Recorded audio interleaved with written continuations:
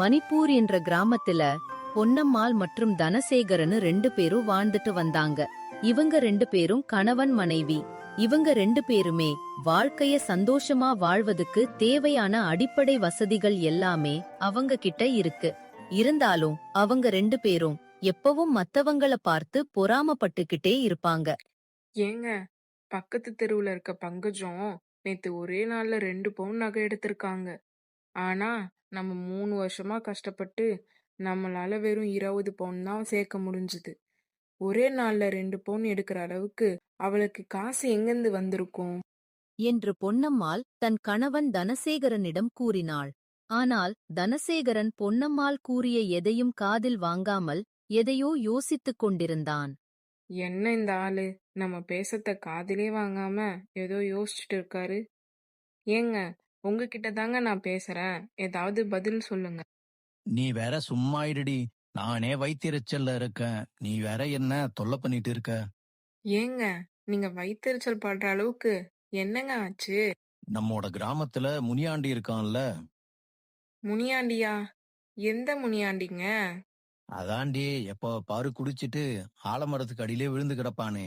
ஆமா, அந்த குடிகார முனியாண்டியா? அவன் அப்படி என்னங்க பண்ணா நீங்க வயித்தெரிச்சல் படுற அளவுக்கு? அந்த முனியாண்டி ஒரு வாரமா குடிக்கிறத நிப்பாட்டிட்டு கழுதைய வாங்கி மேய்ச்சிட்டு இருக்கான். ஏங்க, கழுத மேய்க்கிறதெல்லாம் ஒரு வேலையாங்க? இதுக்காகவா முனியாண்டிய பார்த்து நீங்க பொறாமப்படுறீங்க? அடியே கூறு கெட்டவளே, அவன் கழுத மட்டும் மேய்க்கல, கழுதுல இருந்து பால் கறந்து வியாபாரமும் பண்றான். 1 லிட்டர் கழுத பால் என்ன விலைன்னு தெரியுமா உனக்கு? அவன் ஒரு நாளைக்கு கழுத பால் வித்தே 250 இருந்து 300 வராகன் சம்பாதிச்சிடறான். ஒரு நாளைக்கு 300 வராகன்னா 10 நாளைக்கு 3000 வராகன், ஒரு மாசத்துக்கு 9000 வராகன் கழுத பால் வித்தே சம்பாதிக்கிறான். இதெல்லாம் பார்க்கும்போது எனக்கு வயிறு எரியுமா எரியாதா? என்னங்க சொல்றீங்க? 9,000 வராங்கண்ணா? இப்படியே போனா கிராமத்துல இருக்க எல்லாரும் நல்லா சம்பாதிச்சு பணக்காரங்களா மாறிடுவாங்க போல. நம்ம நம்ம கிட்ட இருக்க இந்த 4 மாடு, 3 ஏக்கர் நிலம், 20 பவுன் நகை, இந்த மாடி வீடு, இத மட்டும் வச்சுக்கிட்டு ஏழையாவே இருக்க வேண்டியதுதான் போல.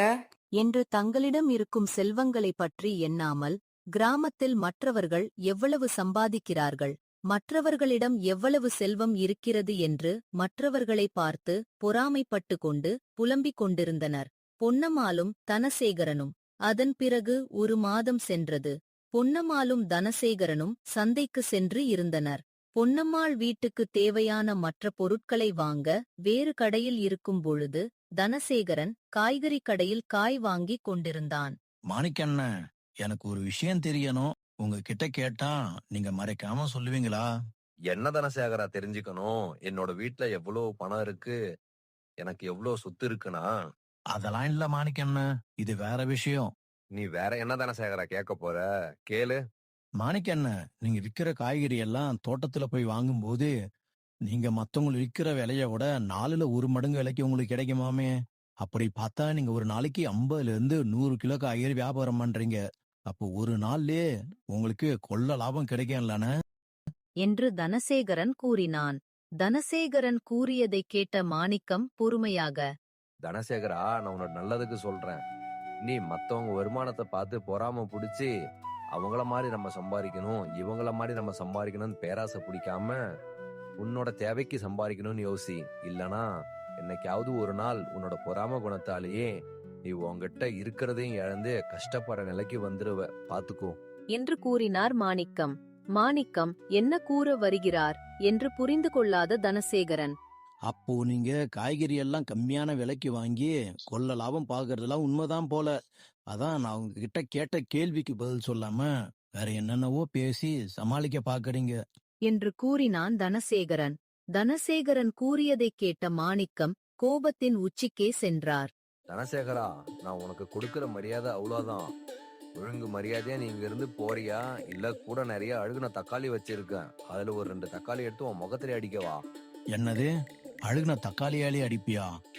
இப்ப அவர் இருக்கிற கோவத்தை பார்த்தா கண்டிப்பா அவர் செஞ்சாலும் செய்வாரு. நாம இங்கிருந்து போறதுதான் நமக்கு நல்லது என்று எண்ணி தனசேகரன் அங்கிருந்து சென்றான். அதன் பிறகு தன் மனைவியை அழைத்துக் கொண்டு வீட்டிற்கு சென்று கொண்டிருந்தான் தனசேகரன். அப்பொழுது அவன் நடந்து செல்லும் வழியில் முனியாண்டி தனது கழுதைகளை ஓட்டிக் கொண்டு வந்தான். என்னப்பா முனியாண்டி, எப்படி இருக்க? உன் ஆளை பார்த்தே ரொம்ப நாள் ஆகுது. நீ எப்படி இருக்க? உன்னோட கழுதப்பால் வியாபாரம் எல்லாம் எப்படி போகுது? நல்லா இருக்க தனசேகரா. நான் கிராமமா போய் கழுத பால் விக்கிறேன். அதனாலதான் கொஞ்ச நாளா நான் நம்மோட கிராமத்திலேயே இல்ல. இப்போ என்ன கிராமத்துக்கு திரும்ப வந்திருக்க? உன்னோட கழுதெல்லாம் பால் கறக்கிறது இல்லையா என்ன? அதெல்லாம் இல்ல தனசேகரா. நான் நம்ம கிராமத்தை சுத்தி உள்ள மத்த கிராமத்துல கழுத பால் வியாபாரம் பண்ணதுல எனக்கு நல்ல லாபம் கிடைச்சிருக்கு. அதான் அந்த பணத்தை வச்சு பழுதாகி கிடக்குற என் வீட்டை புதுப்பிக்கலான்னு நம்ம கிராமத்துக்கு திரும்ப வந்திருக்கேன். அப்படியா முனியாண்டி, நீ கிட்டத்தட்ட 1 மாசமா நம்மோட கிராமத்துல இல்ல. இது வரைக்கும் நீ கழுத பால் வித்து ஒரு 9,000 வராகம் சம்பாதிச்சிருப்பியா? இல்லப்பா, நான் இந்த 1 மாசமா கழுத பால் வித்து 12,000 வராகம் சம்பாதிச்சிருக்கேன். முனியாண்டி கூறியதைக் கேட்டவுடன் பொன்னம்மாளும் தனசேகரனும் ஆச்சரியத்தில் ஒருவரை ஒருவர் பார்த்துக் கொண்டனர். என்னது, 12,000 வராகனா? எப்படிப்பா கழுத பால் வித்தே ஒரு மாசத்துல இவ்வளவு சம்பாதிச்ச? என்று ஆச்சரியமாக கேட்டான் தனசேகரன். தனசேகரா, நம்மோட கிராமத்துலதான் கழுத பால் விலை கம்மி. ஆனா ஒரு சில கிராமத்துல கழுத பாலை வைத்தியத்துக்கு பயன்படுத்துறாங்க. அங்கெல்லாம் கழுத பாலோட விலை அதிகம்.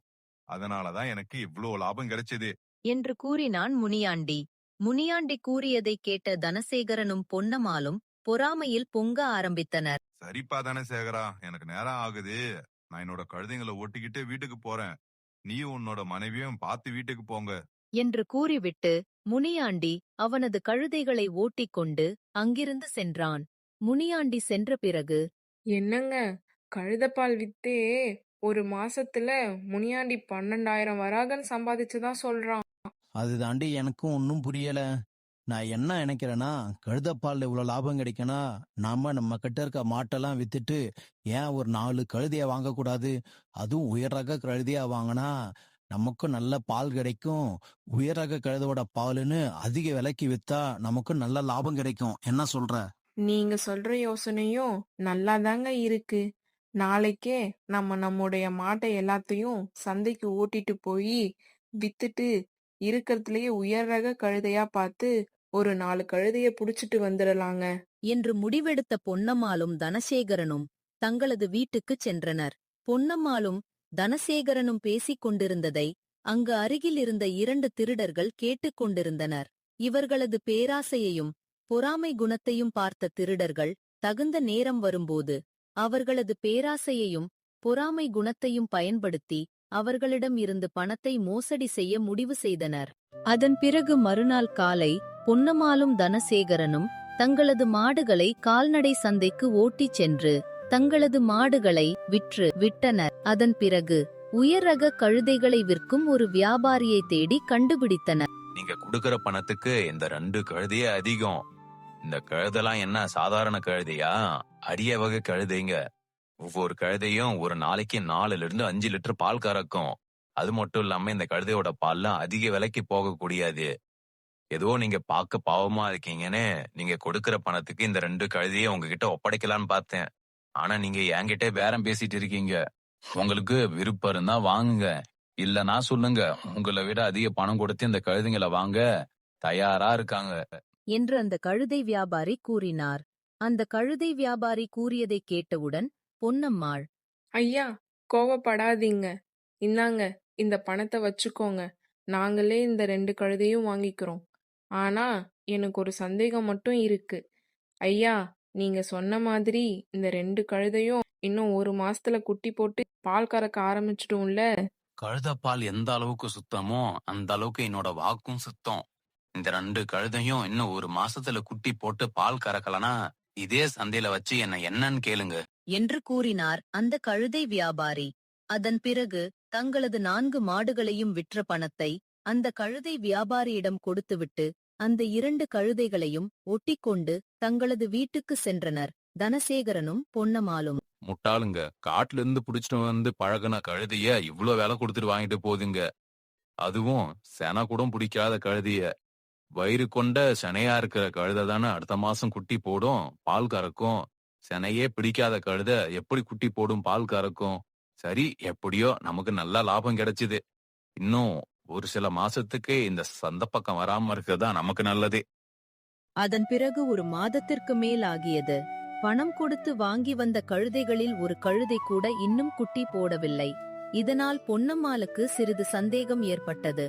ஏங்க, அந்த கழுத வியாபாரி 1 மாசத்துல குட்டி போட்டு பால் கறக்கும்னு சொன்னான்.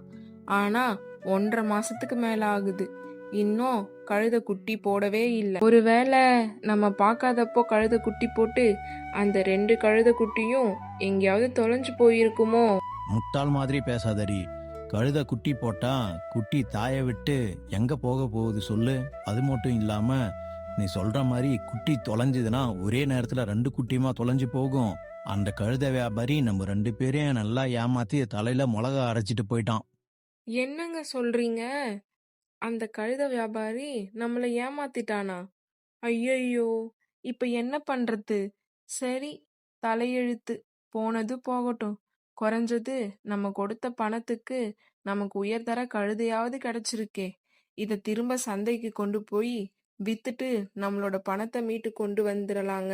எனக்கு அதுலயும் இப்ப சந்தேகம் இருக்கு. உண்மையாவே இது குயரக கழுதுதானா, இல்ல அந்த கழுத வியாபாரி இதுலயும் நம்மள ஏமாத்திட்டு போயிட்டானான்னு. என்று தாங்கள் வாங்கி வந்த கழுதைகள் உண்மையில் உயர் ரக கழுதைகள்தானா, இல்லை வேறு எதுவுமா என எண்ணி குழப்பத்தில் நின்று கொண்டிருந்தனர். அப்பொழுது அந்த இடத்திற்கு முனியாண்டி வந்தான். என்னப்பா தனசேகரா, உன்னோட மாடுங்களா எங்க? மாட்டை மேய்க்கிறத விட்டுட்டு கழுதியை மேய்ச்சிட்டு இருக்க? என்னோட மாட்டெல்லாம் வித்துட்டு தான் முனியாண்டி இந்த 2 கழுதையும் வாங்கி மேய்ச்சிட்டு இருக்கேன். என்ன தனசேகரா சொல்ற? 4 மாட்டையும் வித்து அதுல வந்த பணத்துல கொஞ்சம் பணத்தை மட்டும் செலவு பண்ணி இந்த 2 கழுதையும் வாங்குறதுக்கு பதிலா மொத்த பணத்தையும் செலவு பண்ணி நல்ல கழுதியா ஒரு 4 கழுதியை வாங்கி இருக்கலாம்ல. நல்ல கழுதனா? அப்போ இந்த 2 கழுதையும் நல்ல கழுதை இல்லையா? என்னம்மா நீ இவ்ளோ வெள்ளந்தியா இருக்க? இந்த 2 கழுதையும் காட்டுல இருந்து புடிச்சிட்டு வந்து பழக்கி வளர்த்த கழுதைங்க. இந்த மாதிரியான கழுதைங்க எல்லாம் ஒரு நாளைக்கு 1 லிட்டருக்கு மேல பால் கறக்காது. அந்த 1 லிட்டர் பாலையும் ஒழுங்கா கறக்க விடாதுங்க. எட்டி எட்டி உதைக்குங்க. என்று முனியாண்டி கூறினான். முனியாண்டி கூறியதை கேட்டவுடன் பொன்னம்மாளுக்கும் தனசேகரனுக்கும் பதற்றம் அதிகமாக ஆரம்பித்தது. தனசேகரா, என்ன யோசிக்கிற? நீ இந்த 2 கழுதைய பத்தி தெரிஞ்சுதான் பணம் கொடுத்து வாங்கினியா, இல்ல ஏமாந்து வாங்கிட்டு வந்துட்டியா? சேச்சே, நானாவது ஏமாறுறதாவது? உனக்கு கழுதைய பத்தி எல்லாம் நல்லா தெரியுதான்னு சோதனை பண்ணதான் உன்கிட்ட கேட்டேன்.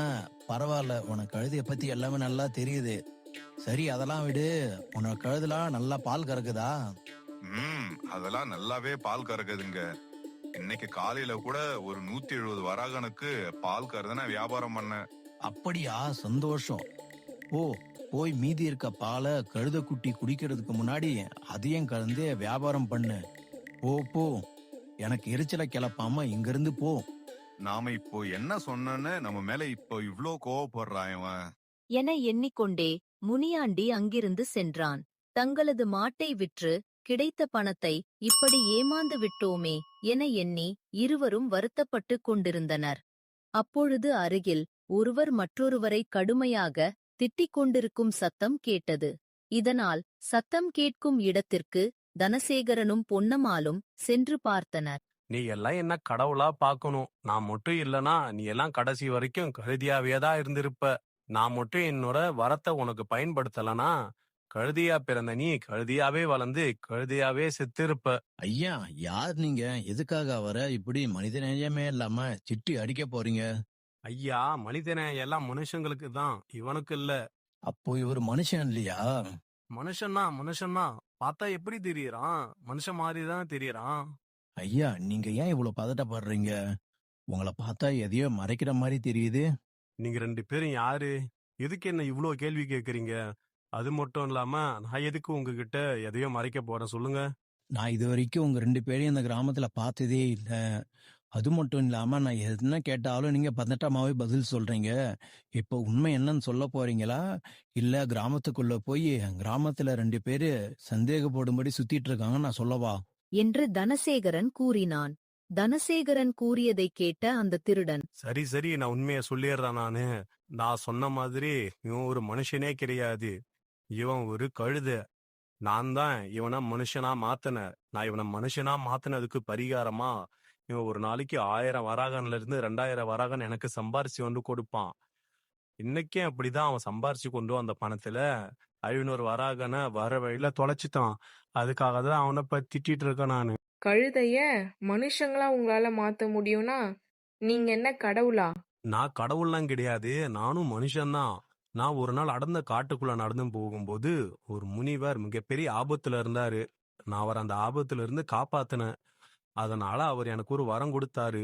என்னால வாழ்க்கையில ஒரு 5 கழுதைய மனுஷங்களா மாத்த முடியும்னு ஒரு வரம் கொடுத்தாரு. நான் முதல் கழுதைய மனுஷனா மாத்த முயற்சி பண்ணும்போது அந்த கழுதை பாதியிலே ஓடி போயிருச்சு. நான் எப்படியோ கஷ்டப்பட்டு வெற்றிகரமா 2வது கழுதையா மனுஷனா மாத்தி அந்த மனுஷனை எனக்கு சம்பாதிச்சு தர இப்போ பழக்கிட்டு இருக்கேன். என்று அந்த திருடன் கூறினான். அந்த திருடன் கூறிய அனைத்தும் உண்மை என நம்பிய தனசேகரன், அப்போ உங்க கிட்ட இருக்க வரத்தை பயன்படுத்தி இன்னும் 3 கழுதைய மனுஷங்களா மாத்த முடியும், சரிதானே? ஆமா, நீங்க சொல்றது உண்மைதான். என்னால இன்னும் 3 கழுதைய மனுஷங்களா மாத்த முடியும்.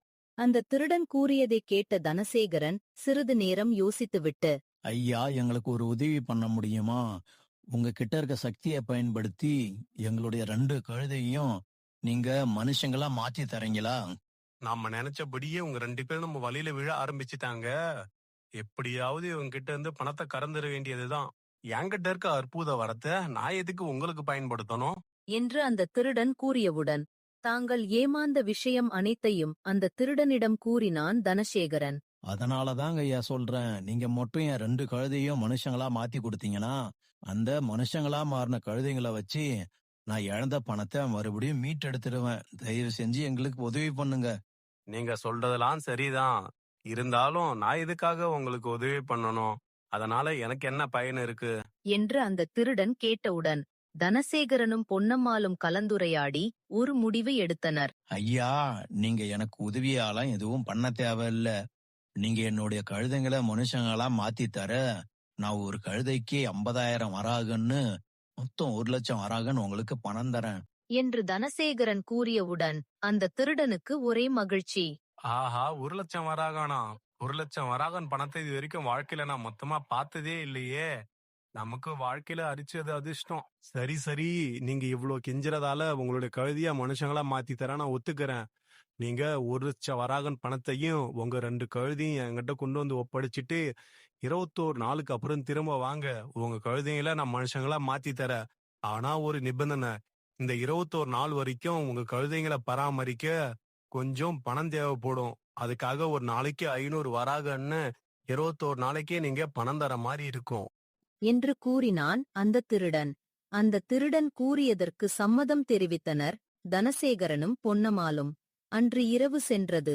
மறுநாள் தன் வீட்டிலிருந்த தங்க நகைகளை அடமானம் வைத்து 1,00,000 வராகன் பணத்தை தயார் செய்து தன் 2 கழுதைகளையும் ஓட்டி சென்று 1,00,000 வராகன் பணத்தையும் தன்னுடைய கழுதைகளையும் திருடனிடம் ஒப்படைத்தான் தனசேகரன். மேலும் தினமும் கழுதையை பராமரிக்க 500 வராகன் பணமும் கொடுத்து வந்தான். இப்படியே 21 நாட்கள் முடிந்தது. 21 நாட்களுக்குப் பிறகு தனசேகரன் மனிதர்களாக மாறிய தன்னுடைய கழுதைகளை பார்ப்பதற்கு சென்றான். ஐயா, நீங்க சொன்ன 21 நாள் அவகாசம் முடிஞ்சிடுச்சு.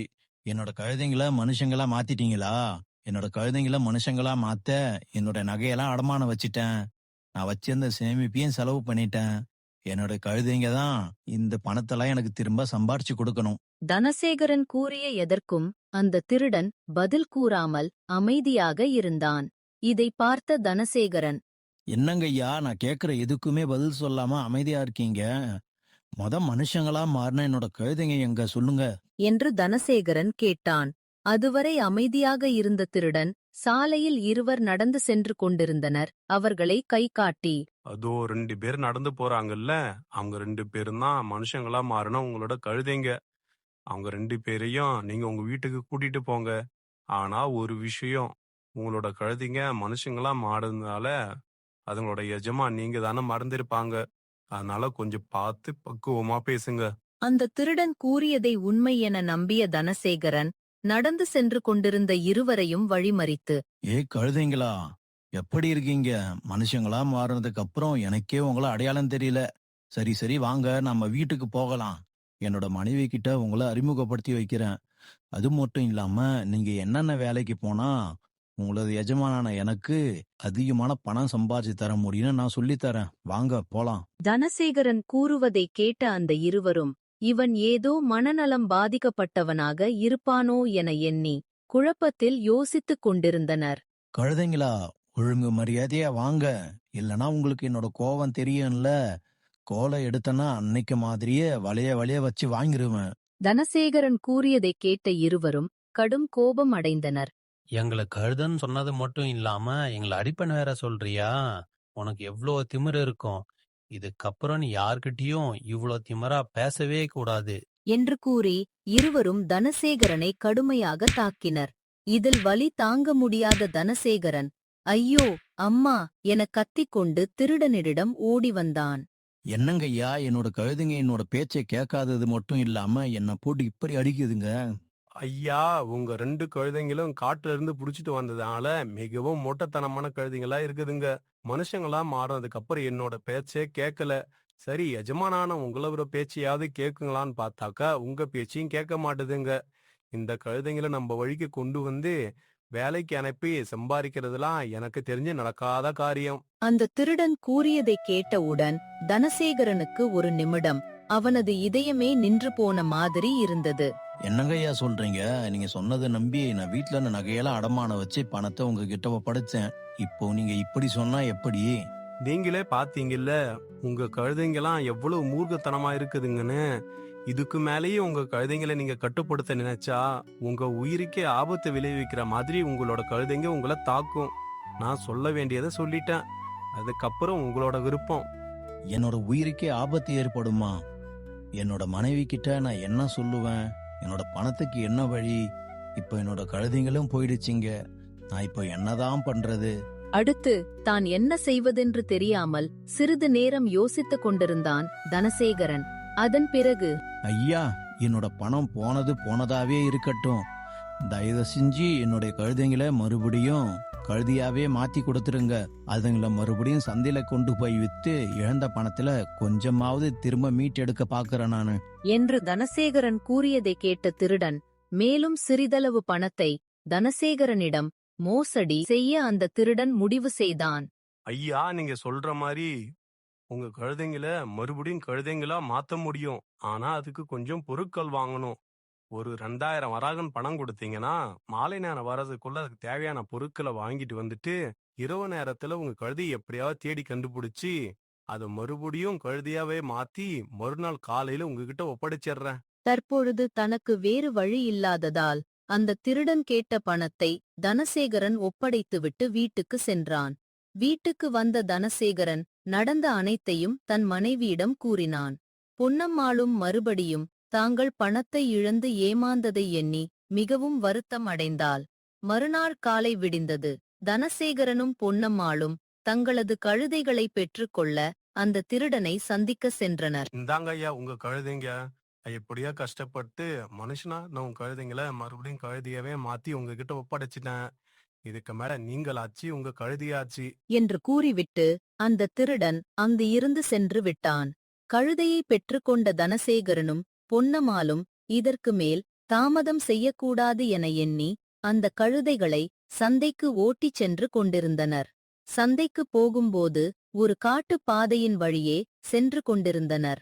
அப்பொழுது காட்டினில் இருக்கும் மற்ற காட்டு கழுதைகள் கத்தும் சத்தம் கேட்டு இந்த 2 கழுதைகளும் சத்தம் கேட்கும் திசையை நோக்கி காட்டினுள் ஓடின.